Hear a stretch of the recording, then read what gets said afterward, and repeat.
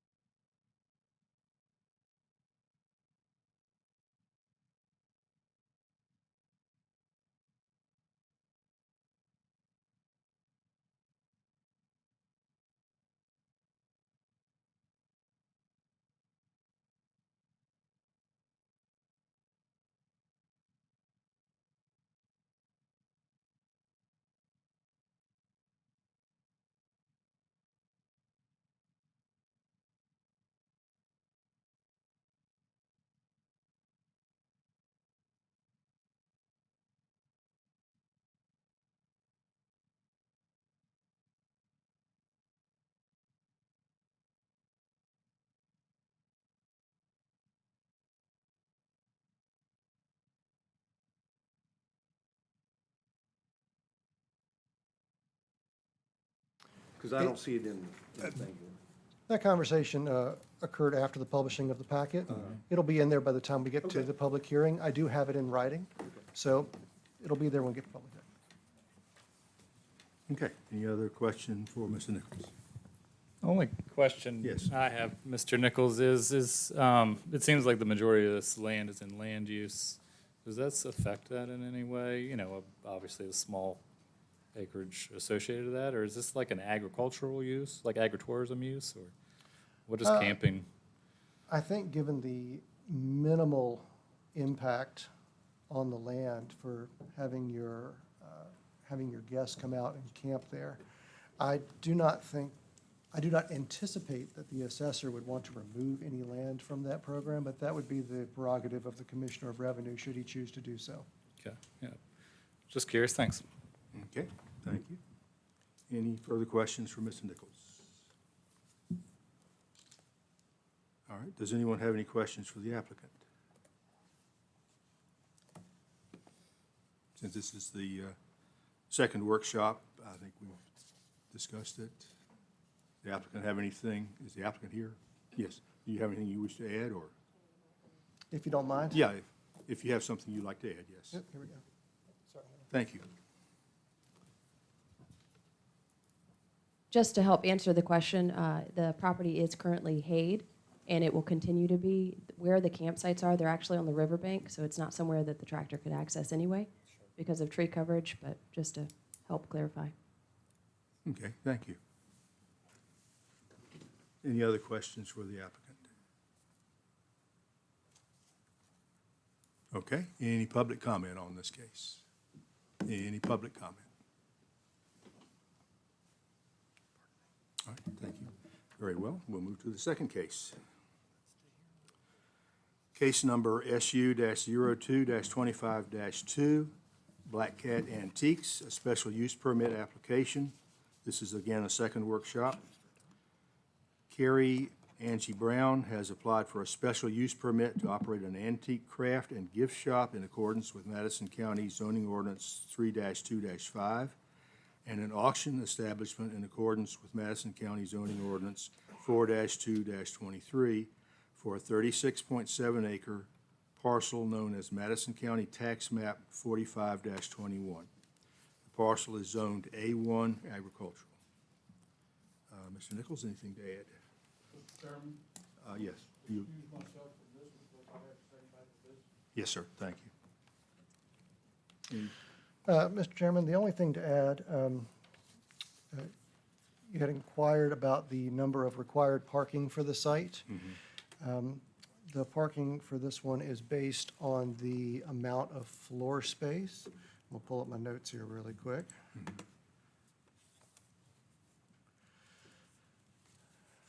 Parking for this one is regulated by one parking space for each 150 square feet of retail floor space in the building in Article 14.911. So for this particular use, it would require 15 spaces when you do the rounding. Currently, the building has 22 spaces, so the parking is more than adequate, and they should have plenty of room to satisfy the requirement for a loading area as well. So I don't see any issues with parking on this site. That is the only update since the last time we met. Okay. And I see one of our other questions, you do now have a letter from the property owner in the packet identifying Yes. it. Yes. The applicant, the owner of the property, did ask for an indefinite permit, and the application has now been updated, so future special use permit applications will indicate clearly whether an applicant's applying for a 2-year temporary, a 5-year temporary, or an indefinite. So this will not be a recurring question. Okay, thank you. So how is it right now on this particular one? Is this Indefinite. not- I'm sorry? Indefinite. Run with the lot property and indefinite, yes. So now, if that's the case, then should that, once again, should the property owner not be the applicant? The applicant here tonight is acting as the agent of I the, understand. I mean, I think it's a fine place. I mean, I went and visited, I mean, I think, but if it's gonna run with the land, shouldn't the property owner be the one that is gonna be The doing prop, the applicant? the property owner has a letter in your packet that expresses her intention for it to be that way. I read it, but is that gonna be part of the, I don't think I understand your question, Mike. I guess I'm trying to say, shouldn't that be part of, more specific part of the application than just a letter from her, or is that, or we think that letter is gonna be just okay? In Article 14 of the ordinance, it states that all of the special use applicant, all of the special use permits run with the land unless stated otherwise. So it's already in there in a way. If the applicant is the owner, What would you like to see? I'm just suggesting, I'm just bringing it up. How about that? All right. Once again, I think they're fine, I mean, I think everything's nice there, and but I just don't know that, if everybody thinks that that's okay, then I guess that's okay. I see where you're at on that, Mike, but I guess, I mean, you can have an agent sort of representing. So, I mean, to me, in the past, you know, if they had a sort of a letter of intent and agreement from the landowner, it's happened quite a few times. Yeah, and the way the application is set up, I mean, the owner, the block for the owner is filled in, and the block for the leasee or agent is filled in. And it's just, it's marked as the leasee applying, but the owner is clearly stated, so.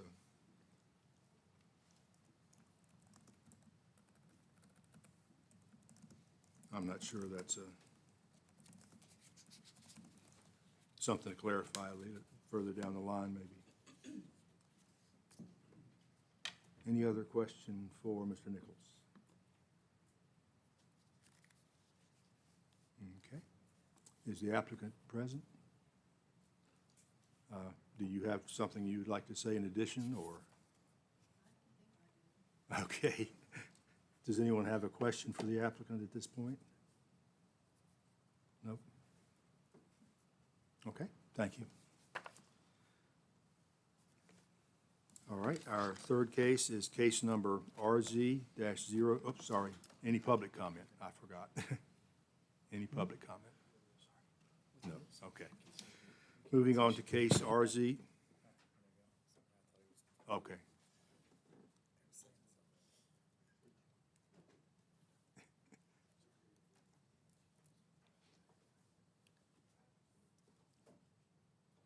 Okay.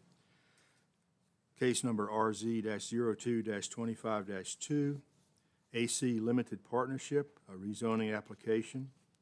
Again, this is a second workshop. Carrie Brown has applied on behalf of AC Limited Partnerships to rezone a 2.136 acre parcel known as Madison County Tax Map 55-38B from A1 Agricultural to B1 Business. No project is currently planned for the parcel. Mr. Nichols, anything to add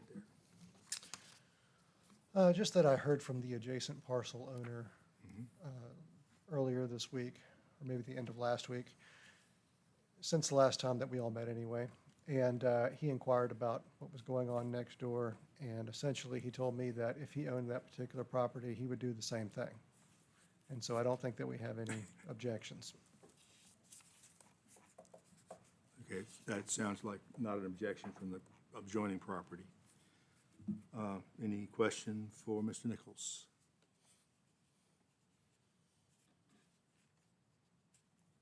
Okay, and again, I think we'd asked lots of questions previously. Is the applicant here? No? The applicant is not with us tonight. Okay. Is there any public comment then on this? No public comment. All right, thank you.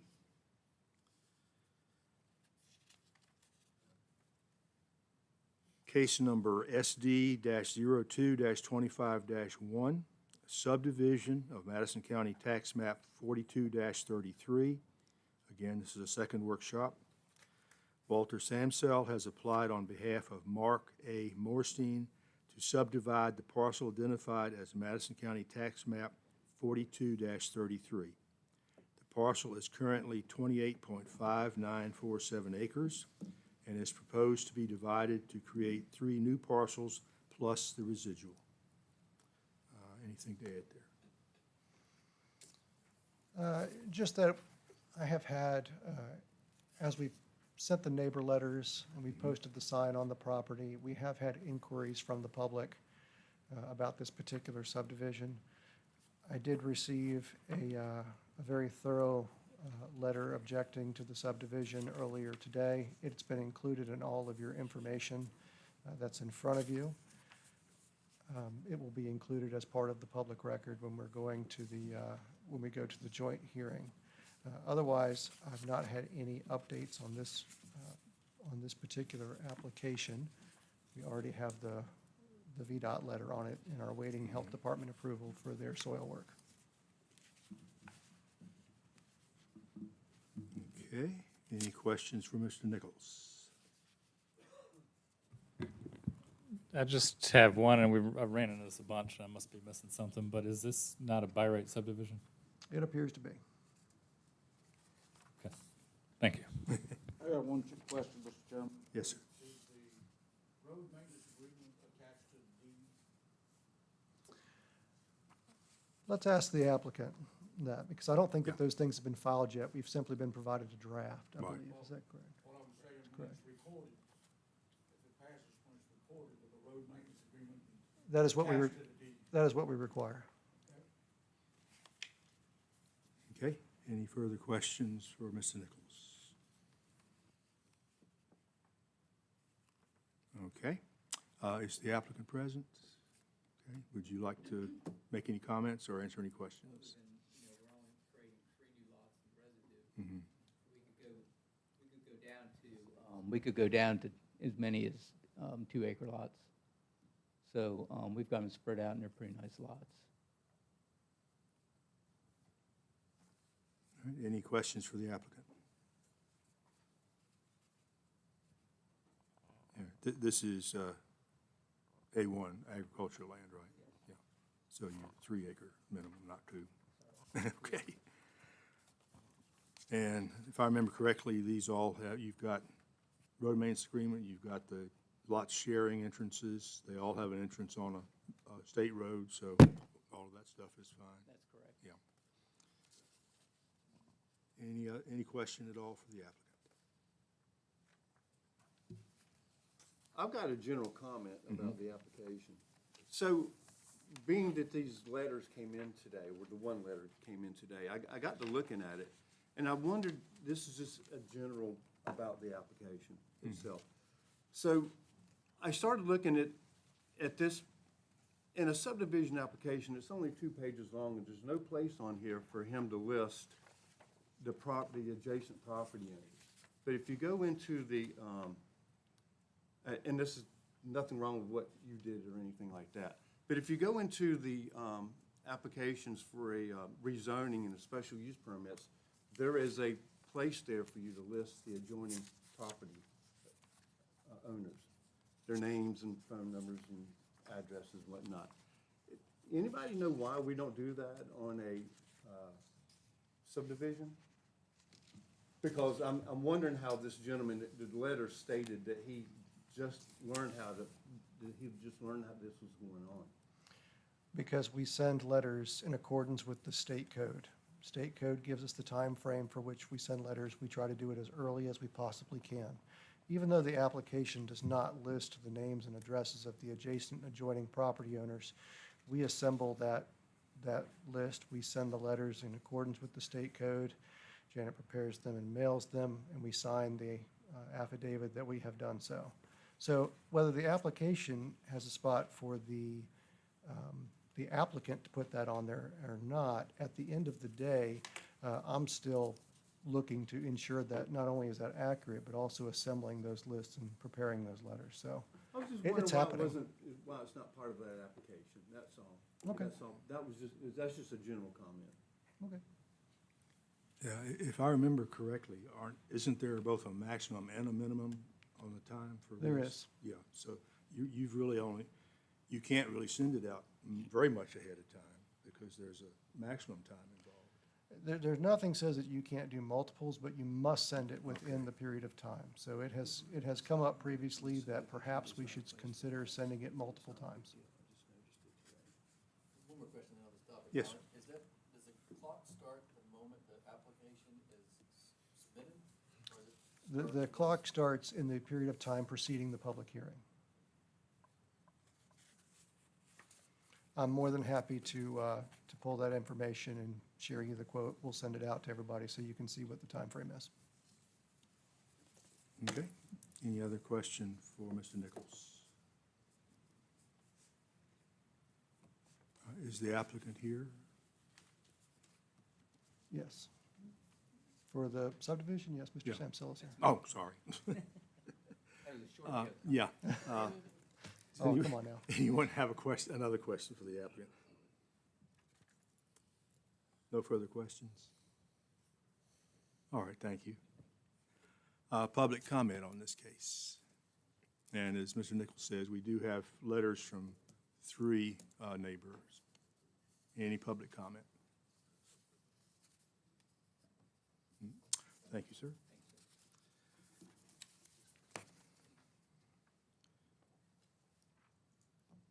All right, next case is case number RZ-02-25-1. Jonathan Nichols, rezoning application, again, a second workshop. Jonathan Nichols has applied to rezone a 5.532 acre portion of a parcel known as Madison County Tax Map 44-3. Total acreage is 77.112 per survey, from C1 Conservation to A1 Agriculture. It is, if rezoning is approved, the applicant intends to subdivide the property. Again, anything to add, Mr. Nichols? The only comments to add on this one is that we have had some public feedback in opposition to the rezoning. One of the letters came in earlier today, and I sent those out in the email earlier, and I received one this evening that we have copied and distributed. So I've not sat down and read the most recent one, but you have it at the same time that I received it. Anyone have any question for Mr. Nichols? Yeah, I do. I had some calls on this, and there were some issues according to what they told me. Have you been out and looked at this, Alan? I have not been out to physically look at the property.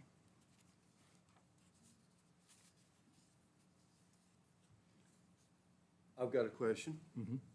So do we know if there is any glamping going on there? Is there, according to the letter that was written, that the county has said that they have authorized a glamping site there? There is a permitted tent on the site. Is there a house on this site now? There is a house on the site. Permitted house? We can defer what's on the site to the applicant. He can speak very well to what's on his property and then can ask him what's there, and then we can talk about what we have on record, what we don't have on record.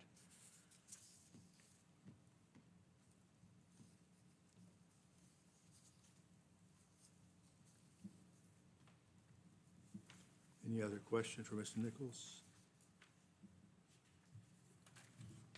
I don't have a question necessarily, but I went out there and looked at it today also. But, and, you know, and I've seen that Dragonfly Farm sign up for a while. I'm assuming that's the spot, right? It's a little, I don't always trust the GIS, Yes, they do have a sign at the bottom of the and I property. didn't have the plat. So I've noticed that for a while, and I looked at it. Obviously, it's very, I mean, it's basically, I don't know about any houses or buildings or tents or whatever, but obviously something that's been there for a while going on. And I mean, the land all around there is basically the definition of C1. It's just my comment. Yeah, do we have the topographical overlay for this parcel? Sure do. Let's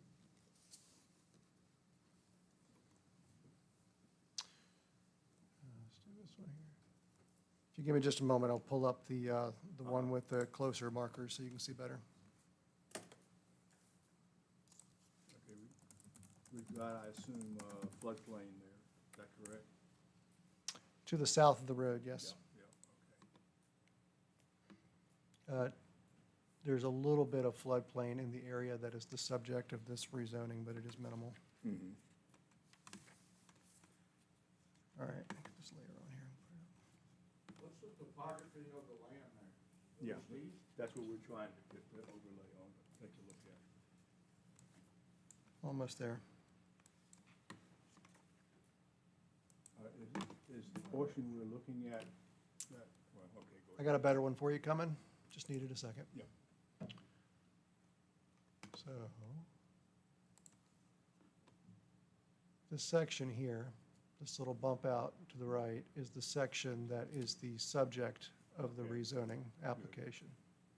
So we've got one, so they're kind of, And these are the 20-foot contours.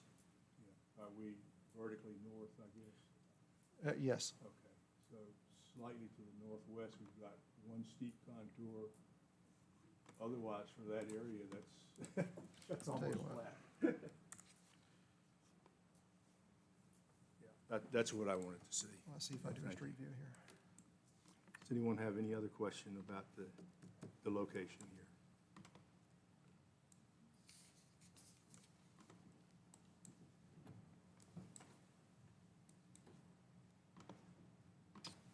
Okay, so I don't have any, I want to go back to the glamping part, if I may.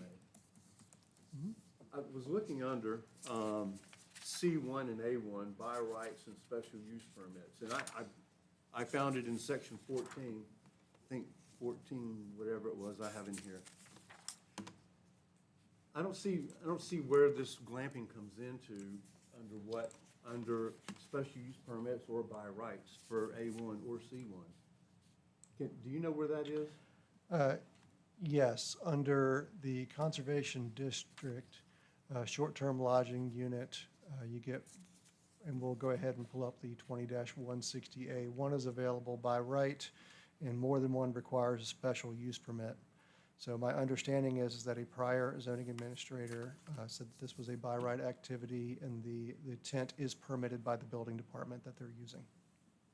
So if there are two tents on the side, is it two different parcels? No, this is only a single parcel, but if you have more than one short-term dwelling, or I'm sorry, what is the language used? More than one short-term lodging unit, then it would require a special use permit. And we can look at that really quick. I want to pull it up, because it is in Article 20. Well, any use in C1 requires 10 acres for each use. Parcel is over 70 acres, so he could have up to 7 uses. But it would require a special use permit if he's got more than one short-term lodging unit. It's defined here. Is this unit on the part of the parcel that's going to be, that's being asked for rezoning, or is it on? That is a lovely question for the applicant, because I do not know the I'll answer to save that. it for the- All right, any other question for Mr. Nichols before we move to the applicant? I guess a question, Okay. let's say the special use permit is gonna be required. I'm under the pretense there are two glamping units out there, different units that could be rented on different platforms. My understanding is that there's only one that I know of. If there's more, I don't know of it. If that is the case, do we need to do a special use permit first for the applicant, or can we continue with rezoning hearing? It would be my suggestion that we ask the applicant what is there and where it is. And if we need to, if something exists on this portion of the property that would be conflicting with what he's asking to do for a rezoning, then we can address that. Okay, sounds like a plan. Any other question for Mr. Nichols? All right, would the applicant come up and give us comments? Identify yourself, please, and I think you already have the first question. Okay. I think it's, yeah. Hello. Is that working? Oh, there it is. There you go. Okay, so, yeah, the first meeting was a lot more relaxed. So I did get, I don't even know what he called it. I thought it was a special use permit. because Jamie came out there and inspected the tent, and they approved 3 tent sites on there. And it was required to do, I don't know, over 3, you have to do all kinds of bathhouses and all that stuff, which I'm not doing. And so I actually only have 2 structures there, and they're only up for about 3 to 4 months out of the year, and then they come down. So they're not permanent structures, they're canvas. And so they're not, you know, we rezone this and all that stuff. That's not why I'm doing it. That's a whole separate subject. Okay, which brings us directly to my question. Where are the 2 sites located that we're? They're on that 5.5 acres that will be rezoning. So Okay. one's on the top of it, and then one's down in the woods that you can't even see from the street. So this is a pertinent question, and then you do have 2 structures, or 2 sites. Yeah, they're canvas. It's not Yeah, yeah. like, I mean, heavy wind blows them over, which has happened 3 times. I mean, it's not, you know, yeah, it's a structure, but it's not permanent. Mr. Chairman, may I? Yes, yeah. When you said they, I'm assuming this is probably similar to the other case we had. Was that the health department that came out and said the 3? Yeah, so the health department, I don't know what it's over 3, you can't have, you have to have a bathhouse and all this other stuff, septic. So, And, no, this thing is not working. But if it's 2, you have to have a special use permit, correct? Yeah. Yeah, see, this thing's not working. I don't know,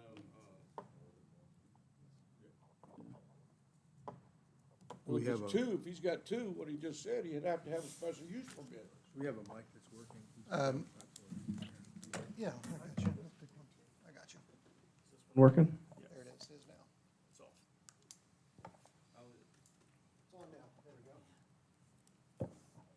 because it's underneath the 77 acres, they're telling me it's, because the whole land as one is 77 acres, I don't need a special use permit. If I section this off to 5.5, that's when I do, is what I was told by Jamie. They approved it, so I mean, that's out of my wheelhouse. But I mean, that's irrelevant to me sectioning the land off, you know, if I need to, I'll move it. I don't know. I don't even know if I'm gonna keep doing them, but that's what's there now. There's no other stuff there now. Well, if you have 2 units on the 5 acres that you're getting ready to rezone, it would have to require a special use permit. This is correct. It's very similar to our first case tonight. Right, if I leave them on that 5.5 acres. But further, if he has I mean, right now, he's in violation, correct? It would appear so. Yeah. Okay. Oh, well. Yeah. I mean, not making it personal.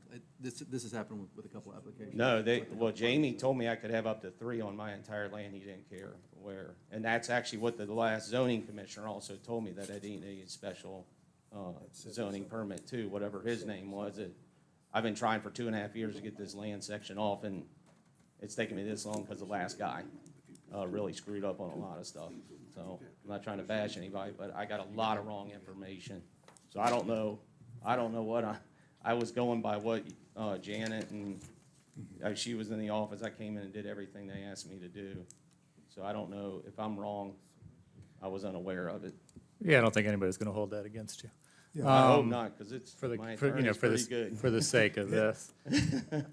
No one's mad at you. We'll talk. Just have one question, Mr. Chairman, sorry to jump in here, but is there a reason, you've been working on it for a while, why you can't just take, you know, the remaining acres to make a 10-acre parcel out of that floodplain across the Yeah, road? so it's, I can't see out of my left eye. So if you look, that dotted line right there is my neighbor's driveway. To be honest with you, I'm kind of, yeah. Oh, sorry, they're looking back there, yeah. That way So none of us that can is see their it. driveway, and to be honest with you, this is 5.5 acres. Right here is a rock cliff that's, whatever, it's a rock cliff. This right here is also a rock cliff. This is all rock right here, so it's unbuildable. It literally is low here and then jacks way up. I'm talking 2-3 stories. There's a buildable spot on top of that 5.5 acres for a small house. This is their driveway. If I section this off, I am actually gonna gift them that driveway, which I think per code, I'm allowed to gift them 300 feet, which will give them a driveway right to the road. It's mined by, whatever it's called, easement. And I don't need it for the easement, and so I'm gonna gift them that part, and then all my land would be on the left. The problem is you're asking to rezone the 10. I mean, there's no way to do it. I could come across the street, which is inaccessible, because it's a drop-off, it's a ditch, it's water. So If why I go to the not? left, it's a rock cliff, it's all the utilities. I mean, there's nothing gonna be used, so it's gonna be a, you know what I mean? Somebody's gonna be buying 10 acres that's completely useless. That's why I'm trying to do 5.5 on the one side. Does that make sense? It makes sense why the application is the way it is, yes, sir. Yeah, it just did you drive by there, you said? You saw the driveway? That's where I'm saying the land would end. And then you saw where all the utilities and all that was? You saw what I'm talking about. I'd have to give that or across the street in the river lot, and they can't even drive to the river lot at that point. Yeah, it's across across Kinderhook down in that Yeah. I mean, isn't really valuable land as far as use, but No. it's an easy way to adhere to the zoning Yeah, ordinance. but y'all have kind of made, I mean, y'all are asking people not to do that, just to do it to find 10 acres somewhere. I could also give them a foot all the way up my property line that it's never usage either, which I'm not trying to do, you know, because it's just, you know what I'm saying? It's wasteful. Is there any other houses on this piece of property? No, not that 5.5 acres, it's empty. But the two glamping sites are on that 5.5 acres? Yeah, which they sit on the ground. But, so if the subdivision is 5.5 acres and there are two glamping sites, and do you have intentions to go to 3 or more? at any No, time? two's enough right now, and I don't even know if I'm gonna stay at 2. What is our minimum acreage per glamping site?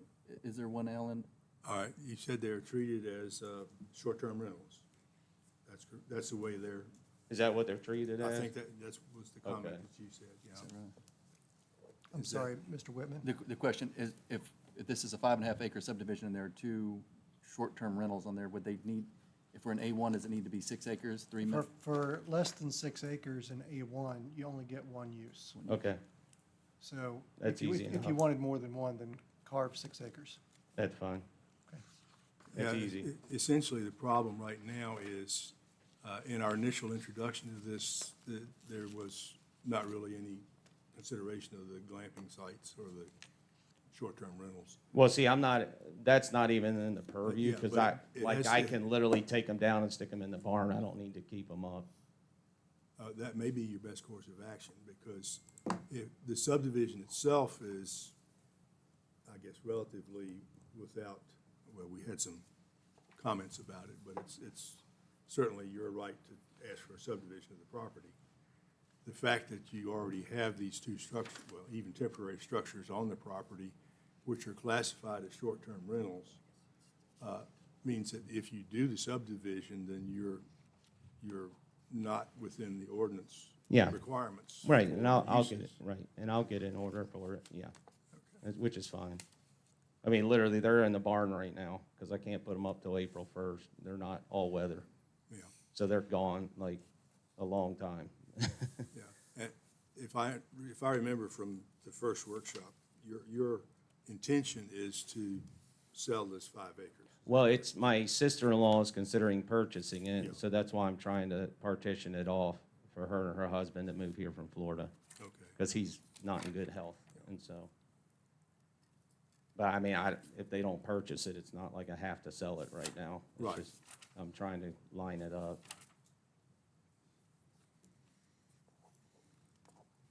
Any other questions for the applicant? I have a question. Do you have a problem if we go out and look at this property? No, I don't mind. I would just probably stand on the street, look around. I don't want anybody walking on it. There's a bridge that the storm's washed out pretty bad, so I don't want anybody getting hurt. I mean, I can meet y'all if y'all need to. Okay. But I mean, you can pretty much see the whole thing from the street. It's not hard to see. It's, I mean, it's all right there. Yeah, it's easy.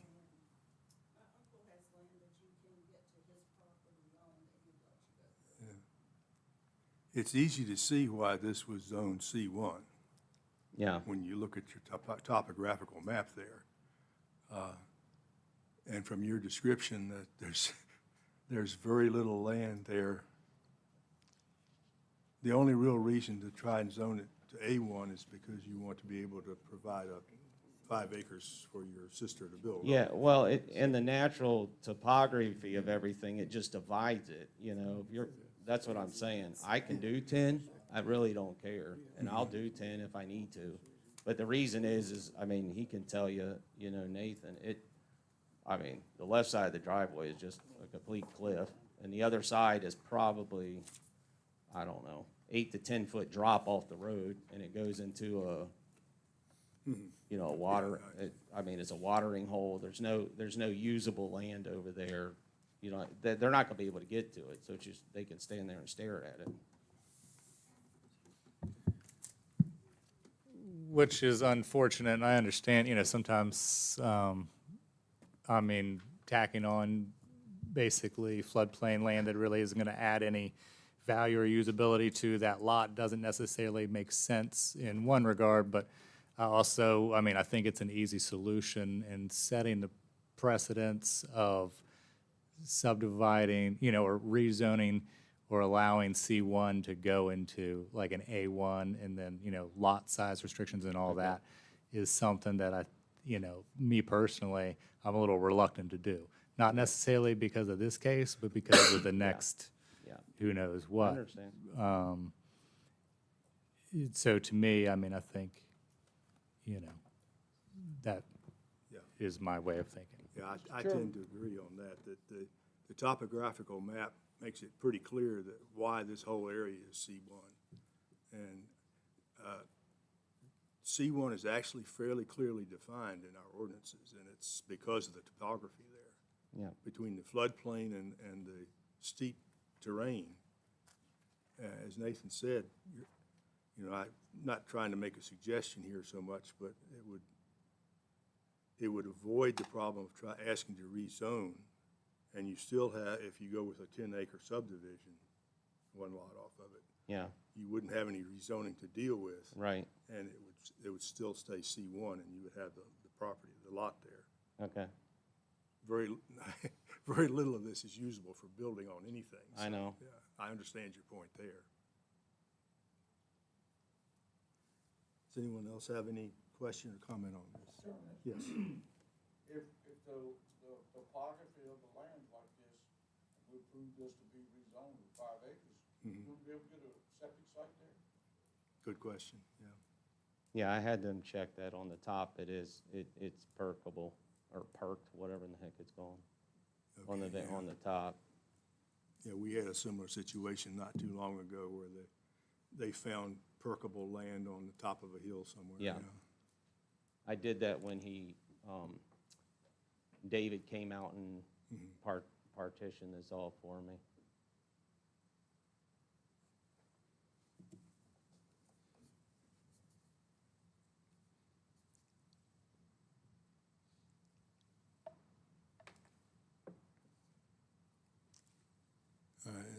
So as I understand it, you're amenable to the idea of not having those short-term rentals there at all, just, Oh, yeah, I Put 'em mean, away, yeah, I okay. was just, to be honest with you, it's something for my son to do, to make money, and so, he's 10, so it's actually in a S corporation that he's the vice president of, yeah. so. So that leaves us with the basic question of, is it appropriate to rezone land like this to A1? And that's a difficult question. How many, you've seen it, Nathan, right? You've been up there, you said?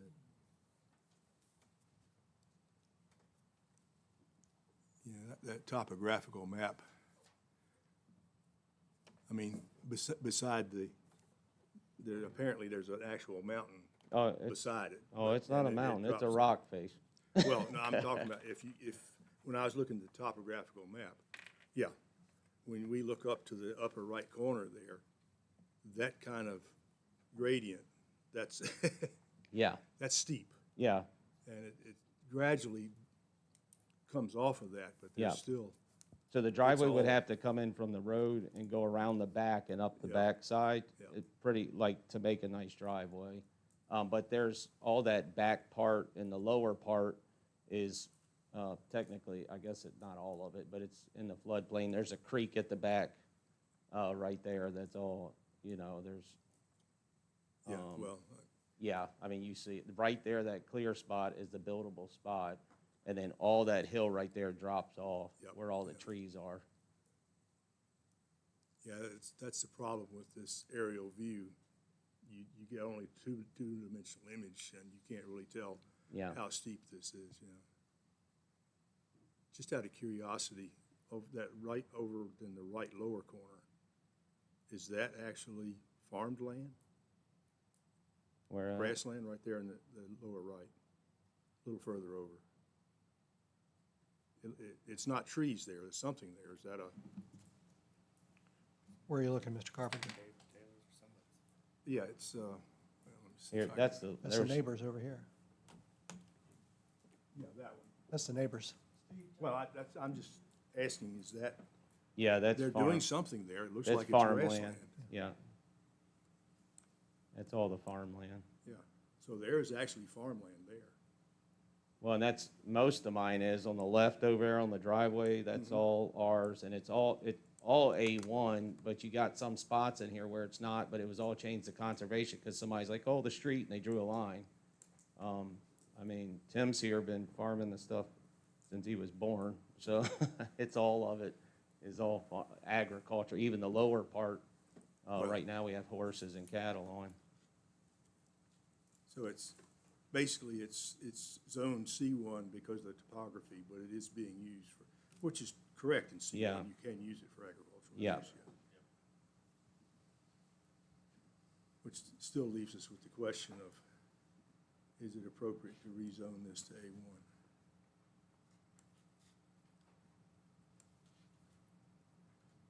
Is it possible that you would consider just going with the 10-acre straight subdivision of your C1? Yeah, I can. I mean, I didn't want to burn $600, but I don't mind doing it. I mean, I don't mind rezoning the 10, I really don't. I just, Well, you would, I'd almost need some help to figure out where that is, because it's, I mean, I'm not kidding. If you're on the left of that driveway right there, that, over to the left over there, Alan, right to the, Yeah, yeah. that right, and go down. That right there is a ton of utilities in that corner. No, go up. Right there, right there. Right in here. Right there, yep. Ton of utilities. That right there is, it's a solid cliff. It's, I mean, it is, well, it's straight, it is straight up. There's not, so I don't mind, but it's just, then we got another piece of land that's all, like somebody took a crayon and drew it. So I was just trying, what I mean? That's why. It's, I don't mind. It does not matter to me.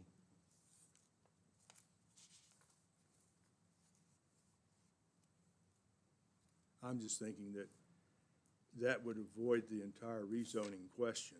Okay. And you still have the subdivision rights. It's just that you would be. I wouldn't have to 10 go instead through of the 5, rezoning. yeah. Okay, C1 requires larger acreage to subdivide.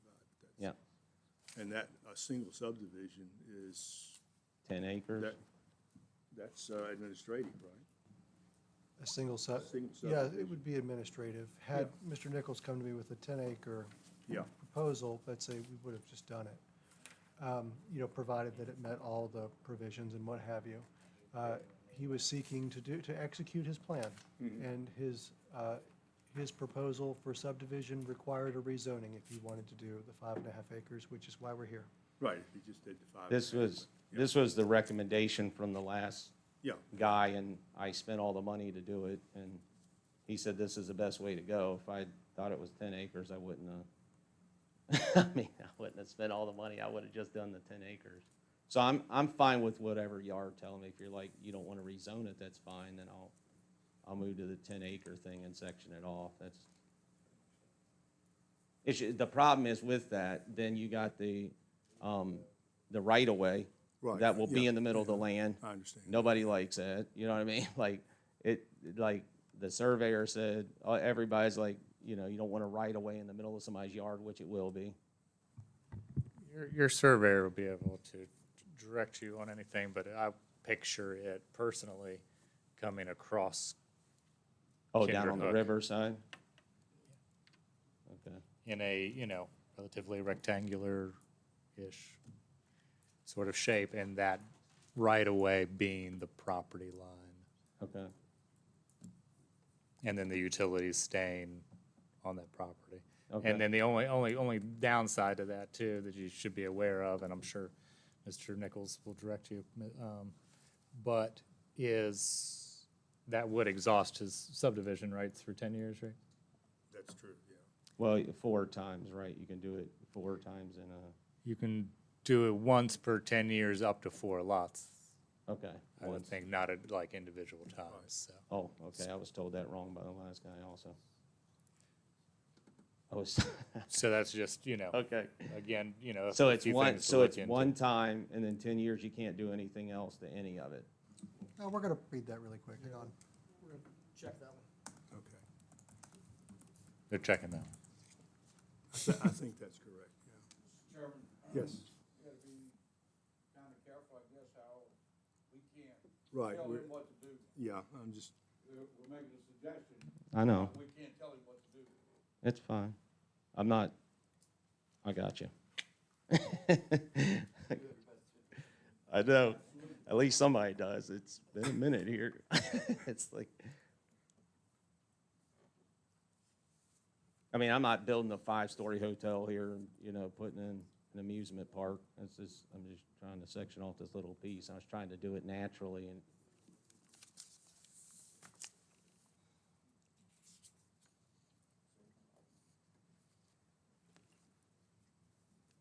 yeah, basically what we're trying to do is resolve this at the workshop, because we don't, when we get to the joint meeting, we don't want to be going through all of this correct. I understand. at that joint meeting. And again, as Pete says, he's absolutely correct. We're just throwing out ideas right now. Mr. Chairman, Yes, if I may, yes, certainly. in response to Mr. Cowan's comments, we were looking at the limitations of subdivisions in the C1 and A1 districts. And the way that we read it, you simply cannot divide into more than 4 smaller lots over a period of time of 10 years. It does not say that you can't execute one to subdivision, and then a couple years later, you couldn't execute another one. You just cannot exceed 4 smaller parcels within a 10-year period. Thank you, guys.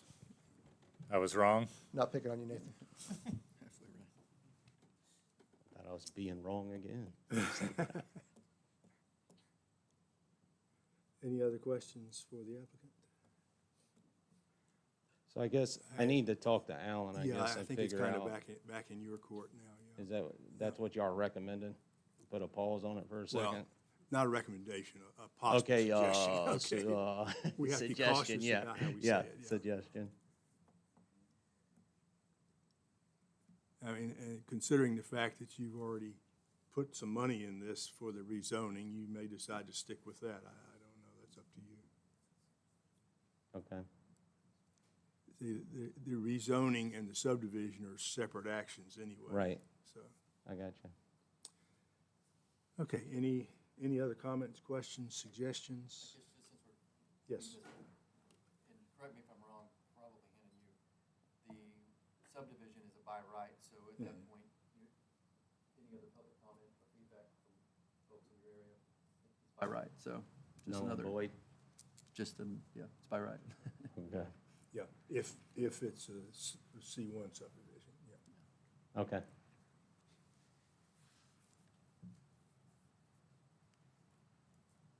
Okay, any other comment on this?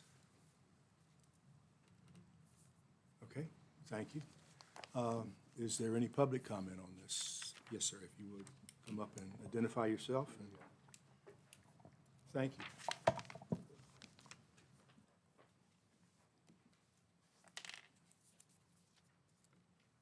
Thank you. My name is Scott Benning. I'm one of the residents off of Kinderhook Road. And in looking into this, Steve Taylor lives just up behind our property there, and his property borders that property as well as the Breedens behind there. And I would tell you there's a rich history in that valley right there of the Taylors and the Breedens owning all that land. Jonathan bought his property from the family of Gene Breeden, who passed away a couple years ago. Oh, Maren Breeden, sorry. Jean, yeah, that's the other one. And so, big concern for us is about the precedent that's being set on reclassifying conservation land in that area. I understand, I respect and understand what Mr. Nichols is trying to do, and so he can build on his property, I understand that. There's several that don't like that idea because that house will be looking right into somebody else's house, essentially up the field from there. But that's his prerogative, as I understand it. But there's other people that, as that mountain that's behind there that you talked about, somebody from Washington DC bought that 90-acre parcel up there. And that's conservation land too. And I'm concerned about you set a precedent here. Somebody comes in here and wants to use that as an argument to make their land agriculture and cut those lots up into smaller access points as well. And so I would just ask that we really, and I appreciate the comments here about not wanting to change conservation land into agricultural land. Most of my property is conservation, and I would not ask for it. We had thought when we originally moved back to my wife's grandmother's house there, that we were gonna build a house across the field from the original house. And we quickly learned why we couldn't do that. And so and I didn't want to ask for rezoning because I wanted to respect what we try to do here in Madison County about preserving land. And when you come in and you try and create a situation in which that's a beautiful valley down there. Another concern is I've petitioned VDOT for the last 3 years to put a yellow line down the middle of Kinderhook Road, which they refused to do. Why? Because the road is not wide enough. And so how many more residents do we want to put on a road that's already on? I've already had one mirror taken off of my car on a hit and run by somebody coming around one of those S-curves. It's a safety issue. Where my property is right behind there, and it's a straightaway. It's a 45-mile-an-hour speed limit. I guarantee you there's few people that do 45 miles an hour down that road, and I got to worry about my grandkids come see me, what that road is going to be like if they're close to it. It's becoming a dangerous situation. Up in the Green, you go across the river in the Green, and they're building like crazy up in those mountains up there. And that road is used as a primary access point to get to all that. And so I would just think about, as we continue to add more people into that area, what needs to be done for the infrastructure to support that type of thing. Because what was previously family property and farming property, and that's what's been done to it for years, is quickly given a vision that it's going to turn into something else. And so you have the conservatory. Now, what I understand too is that that's all, that conservation land is part of the Rapidan Wildlife Management Area. So if that's the case, is that not a state-assigned area to where now you have to think about, you have to get authorization from the state to change that land? I don't know that. I'm just, and I'm saying the no, and I get it, but We haven't again, it was, encountered that before, so. yeah, and it was rated conservation land for a particular reason. And I would just ask that we continue to respect that reason, and we not lose sight of that and give people an opportunity to have an argument to take bigger parcels of property and turn it into something other than conservation land. So, Jimmy, anything? Thank you. Any other public comment then? Thank you. All right, yeah, we appreciate it, thank you. Any other public comment on this case? Well, so either way, I'm either gonna do 10 or 5.5, so there's still gonna be the same amount of traffic. Cause it's either, I'm gonna do 10 acres and parcel it off. I mean, the other option is I could take the 77 and drop it into 7 lots and put 7 houses, which I wasn't doing, cause I'm trying to keep the land the way it is. This is just a parcel off, that's the only reason. But either way, I'm partitioning it off. I was just trying to get this little piece, so, because it's kind of tucked by itself. Yeah, other than the road problem, which is, there's nothing that we can do about that. The main problem seems to be the rezoning idea, so, yeah. All right, any other public comment on this? All right, thank you, gentlemen. Okay.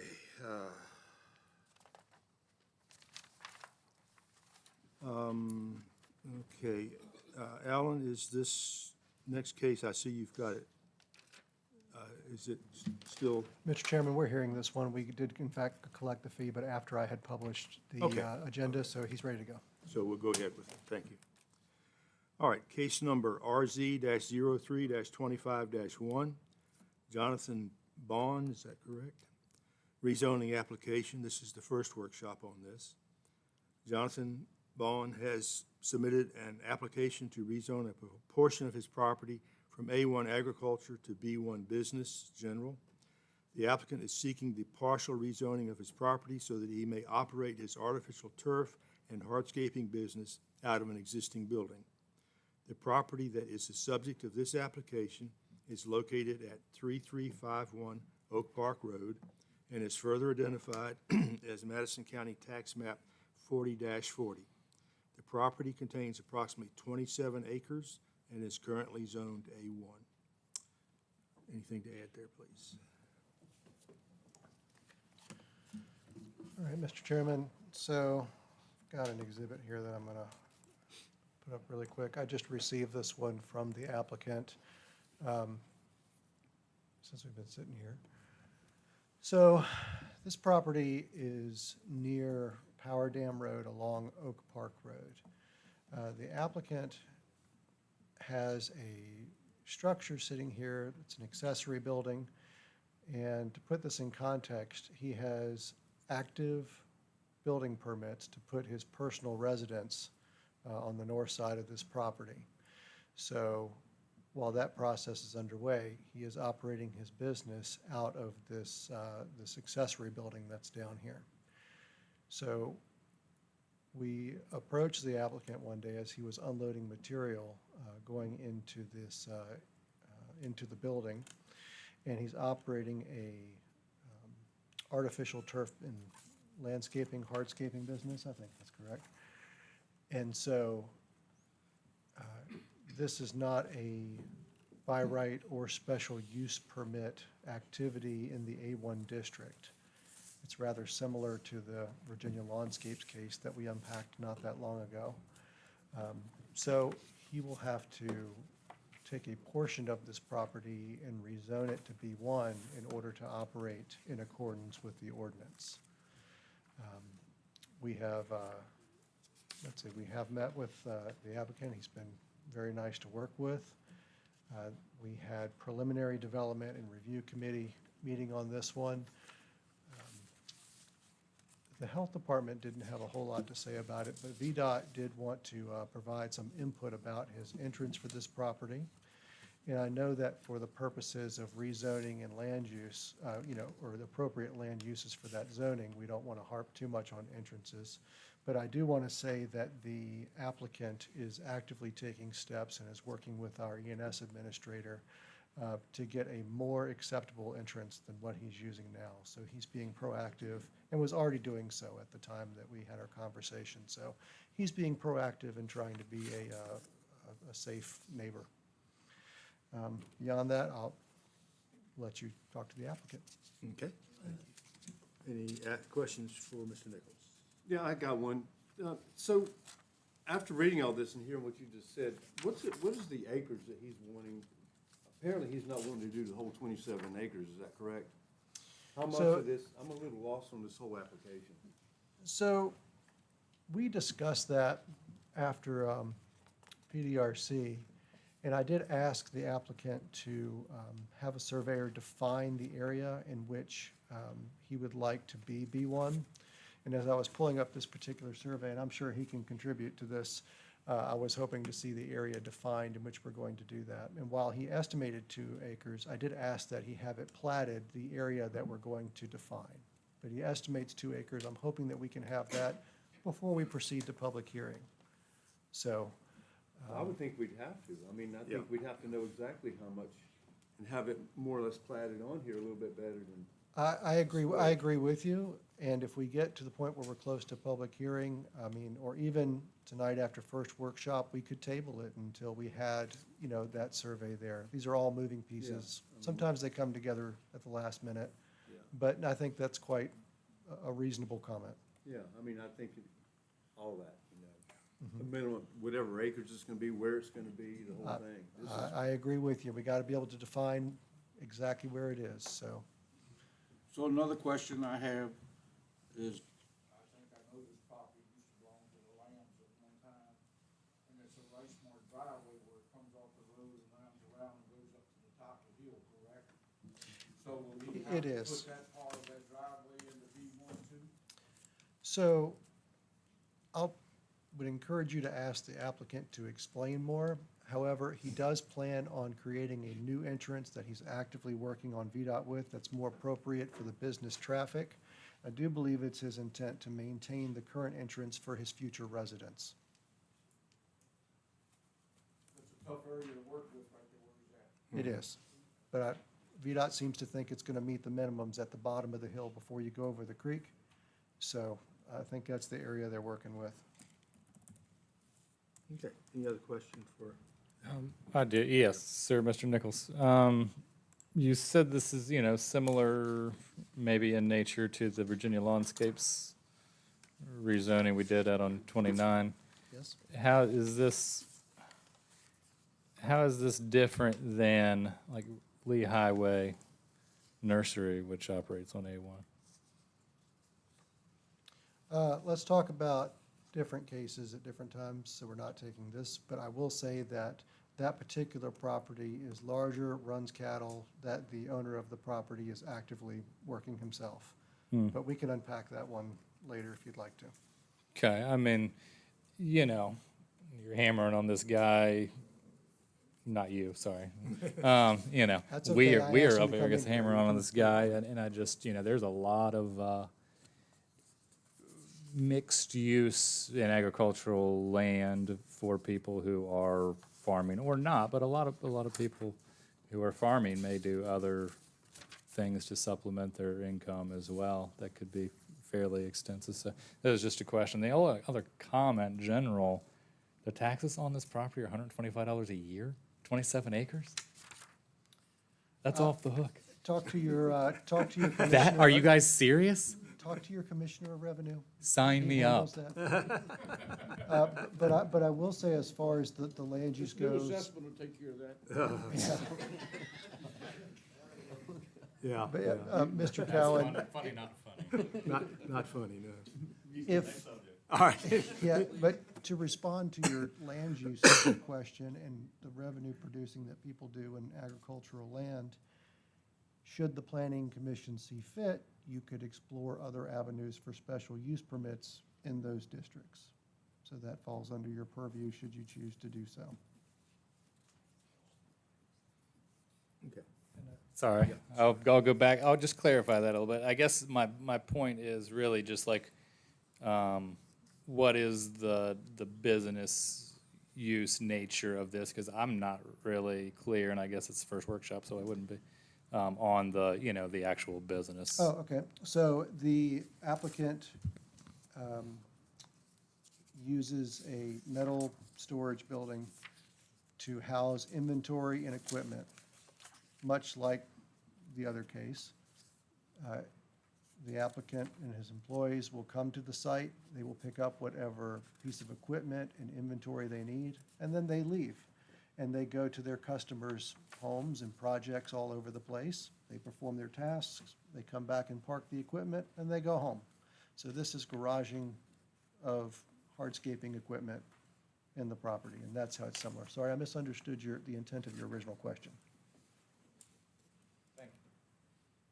Okay, any other questions for Mr. Nichols? So I have a question for Mr. Wright. Okay. Where if he moves his entrance and it still pushes 2 acres around his building, but the road going to his building, even though it's been moved, is not part of that 2 acres, would he have to make that part of his road part of the B1 too?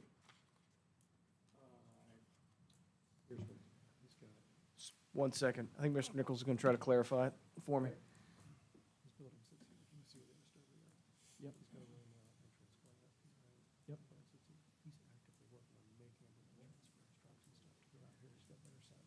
You're asking is if the new entrance is going to be off the property that gets rezoned? No. I'm sorry. Mr. Nicholson said he's gonna, working with the VDOT to put a new entrance in. If he has a survey come and he cuts out 2 acres to zone B1, but that road that he's putting in is not gonna be on that 2 acres, does he have to have a strip of B1 for that road? I don't think he would have to, I don't think he'd have to have a strip of B1, but I think he'd of course have to create the right of way and the easement for it. Okay. Any other Oh. question for Mr. Wright or? You're right. Mr. Nichols? So Yeah. if it's not a split zone, sorry, if it's still gonna be the same parcel, then he wouldn't need, an owner of 2 different lands doesn't need an easement on the same lands. So he'd be okay. All right, I'm gonna hammer on this one more time. So I guess the difference is, and what I just want to be sure I'm clear on, and I was gonna grab the home business definition, which I think needs a little work anyway. But, you know, like, if it's a home-based business, then this would be permissible. So if he had his house already, and the one on 29 did not have a residence, so it really couldn't be a home-based business. This but one wouldn't- doesn't have a business or a residence on it right now either. Yeah, But I did right. feel it was relevant to bring up that he has active building permits for your discussion. Thank you. I'm picking up what you're putting down. Helped me. Thank you. All right, since we stopped ganging up on Alan, would the applicant like to address the planning commission? Identify yourself if we've got a microphone that works. And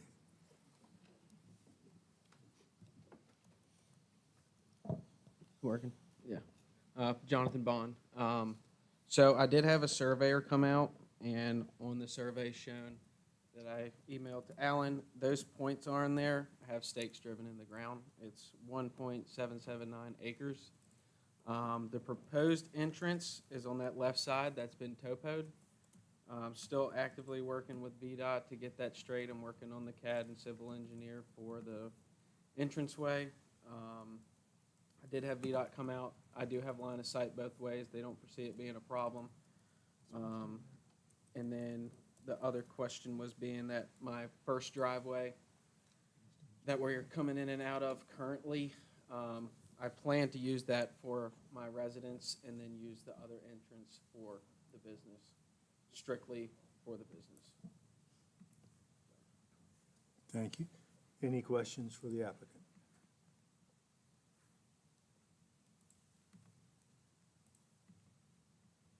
Okay, so the rectangle that's shown there, is that what you're referring to for the 1.7? No, it's the dotted line that's going around, that's the topo. I think when they blew it up, they forgot to take that off before they scanned it. Okay, so it's the dotted line. Yeah. If you see at the top of it, Yeah, I of got it, the okay. plat, it's blown up for the topo to see what the grade is on the space where we're Okay. coming in and out of, or proposed for the Mhm, commercial entrance. This is the current entrance that Mr. Elliott was talking about Yeah. on the east side of the property, and then the new one's going in. Mr. Baum, feel free to correct me if I'm telling something wrong, but there's already an opening here that they're gonna cut into the hill and put their new entrance in over here because you've got much greater sight lines, so that should work itself out. Do you know, does that, just for the question of the, Mhm. does that actually fall into the encompassed by the B1 block? Yes, sir. It does. Yep, I zoned around it so that just in case anything were to come up, that driveway is zoned B1. Probably have insurance and everything as well, too. Yeah. So basically that bottom portion of the property has just been zoned, even though it's not all being used, it just makes more sense to take it to the road. You completely contain the business within the subdivision. Yes, sir. Yeah. I was just looking through everything. I have a hard time remembering. There's so many cases on the docket, what's what. But is there any plan on doing any retail business out of that No. location? It'll all be No. basically Just basically using it as storage. Half of it's used for the turf business and the other half is farming equipment. yeah. And are you doing, like, but you don't farm any, like, turf? You don't do any turf No, stuff there. That's pretty extensive yeah, stuff, yeah. yeah. No, don't do that.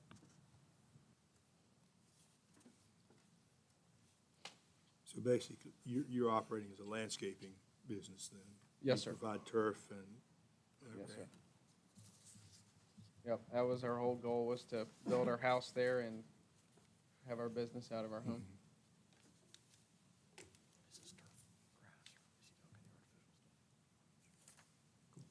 Any other question for the applicant? Okay, I think that's cleared up our questions. Thank you.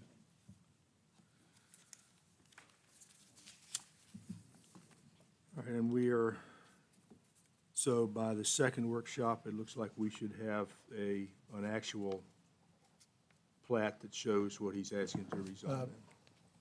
Mr. Carpenter, what he's showing. he has it. Yeah, It's showing on here. well, I So- mean, in our packet. Oh, yes, Yeah, you'll have it in your this- packet. I got The this at little red square here 6:15. isn't quite right. So, I just got this now, but you'll have it ahead of time. But yes, Yeah, the area here is defined, as Mr. Snyder pointed out. And so it's on here. I'll make sure that I include it. Yeah. And it'll be a narrative description as well. Okay, it's a little hard to tell. Is it showing the proposed entrance there, new entrance too? It's not labeled on the plat, but it is at the bottom here. That would probably be helpful to have on there for the next workshop too. Okay. I'm trying to look on the GIS right now, and I'm on my radar. I'm trying to find out if there's really no other B1 in that area. There is not B1 in that particular area, no. And that's kind of what I was thinking too, Mike. Like, I mean, obviously the question is, and it's kind of already all happening already, but, the question is if this, comes up, is that, next to, a heavier residential area, is that, a place for a business or, I mean, this business is relatively, I think, low impact. But once the land's rezoned B1, it really opens it up to a lot of different options. Personally, I'd rather see it be one than a special use permit. Yeah, no, the special use permits are getting old. Yeah, I think this is the direction we would rather go, rather than special use permits. And we do have other situations not specifically in this area, but where we have small B1 parcels that are, where businesses, There are a number of them Yeah. throughout Yeah. the county. Most notably, there's one on, near the corner of Shelby Road and 231. Found my cursor here. Let's say that's, similar. It kind of sticks out on its own down here. There's a few of them Yeah, around the county that are scattered around where somebody had a small business and they rezoned it to, for that purpose, so that way they could operate. It's in the same spirit of what this gentleman's doing. Okay, any other discussion or comment on this case? Public comment on this case? Any public comment? Nobody's mad at you? Not yet, anyway. Okay. Yeah, thank you. Letters haven't gone out. Thanks. All right then, let's see. That leaves us with our fourth workshop on the adoption of the personal campground definition. We discussed this. Alan, you have anything you'd like to put up here? Yeah, I've got the final version. Yes, Mr. Chairman, I've got the final version here. Give me just a moment to get it pulled up. I've been a little scattered this evening. It's contagious, yeah. Right? Okay, make sure this is the one here. So, based on our comments, and I went back and I rewatched the meeting and I referenced the minutes, and based on everything that everyone had said, this is the final version that will go to public hearing unless you all ask me to change something. Most notably, it removes any limitations on size in the R1 district. As a part of this, and Hannon can correct me if I'm wrong, but the way that we advertised it, we are going to adopt this as a by right use in the C1 district and in the R1 district. And by virtue of the A1 district having all of the special uses and by right uses in the C1 district, that will happen by default. So it'll be a by right use in C1, A1, and R1.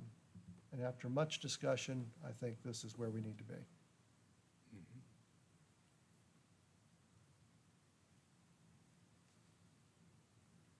Okay, and we're still, 3 or more goes to, requires a campground permit, okay.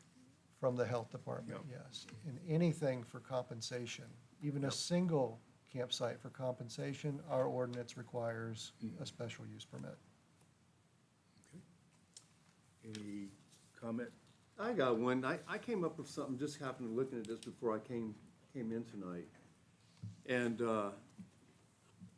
under primitive campgrounds, 15-A-1-5, we have identified on the primitive campground that, no campsite shall be placed within 50 feet of an adjacent property. Now, if we're gonna, particularly if we're gonna include R1 on this, I don't know if that wouldn't be a nice one to be putting with that, because if we're gonna include R1s that might be smaller than an A1 piece of property, or even say a 3-acre A1, I think that we should probably include that 50 feet from adjacent property would probably not a bad thing to look at. Just happened to come across it earlier, Robert brought it up. Up for discussion. So you're looking for basically a specific setback A requirement? setback, yeah. Okay. Once again, it's up for debate. If anybody likes it, doesn't like it. This goes back to little Billy in the backyard. And see, I'm going to reiterate that I'm never going to issue Little Billy a notice of violation. Never say never. Somebody else has to issue that one. I'm putting your name on it when you complain, Mike. Well, we got it in primitive campgrounds. We do have it already in there. So, I like Little Billy.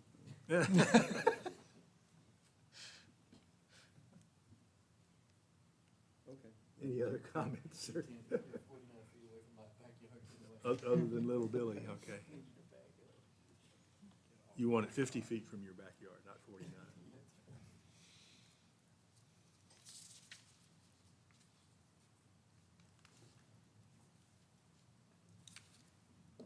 To answer, Mike, I like the verbiage, probably in a pay situation or compensation position on this one. 50/50. I guess it's my input on it. It's nice to have definitives, but I think it was probably written for compensation, would be my comment on it. Yeah, that 50 feet, I mean, there's, on A1, I could go build a barn 10 feet from my neighbor's property. And so you're trying to make this campsite 5 times further from my neighbor's property. We already have setbacks that are nowhere near the 50 feet.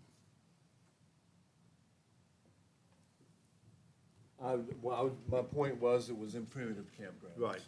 And why, somebody put it there for a particular reason, and I don't know, so. Yeah, probably because they didn't want it from their property, yeah.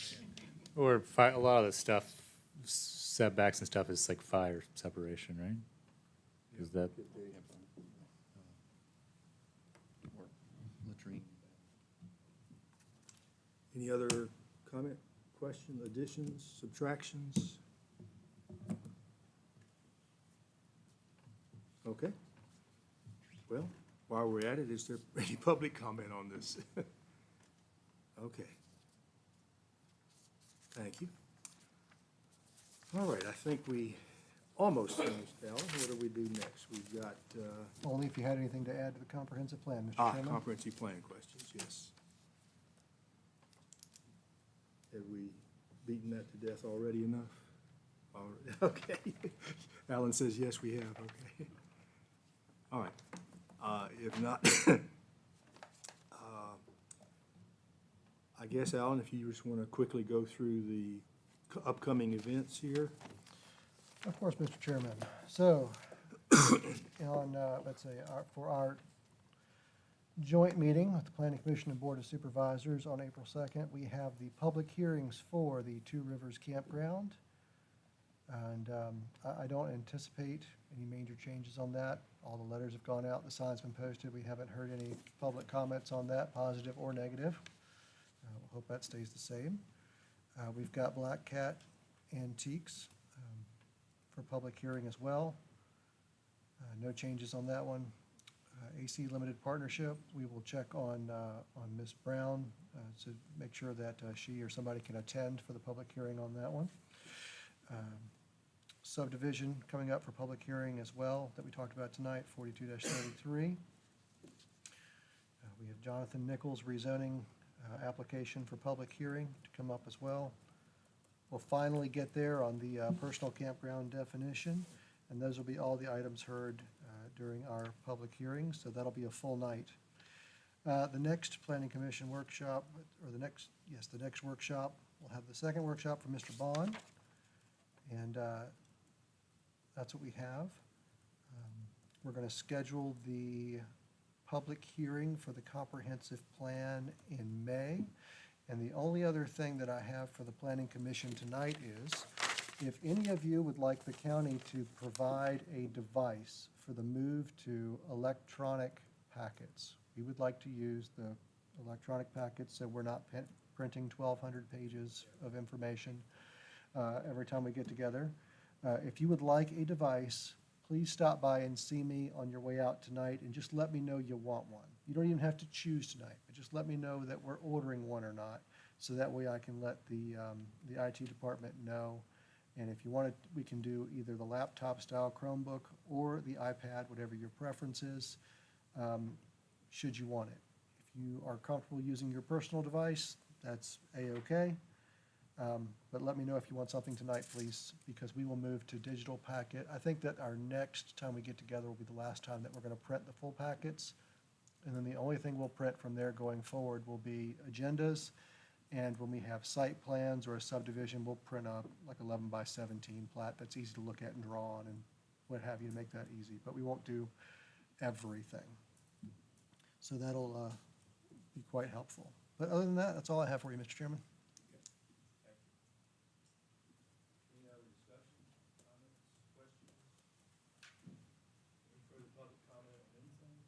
I would just like to say, I thank you all for the opportunity to come in and see this. This is refreshing.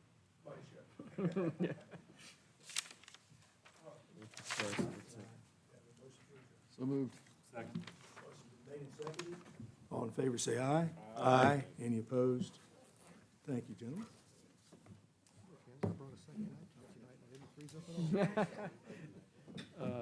Well, as we say, 2 is 1, 1 is none.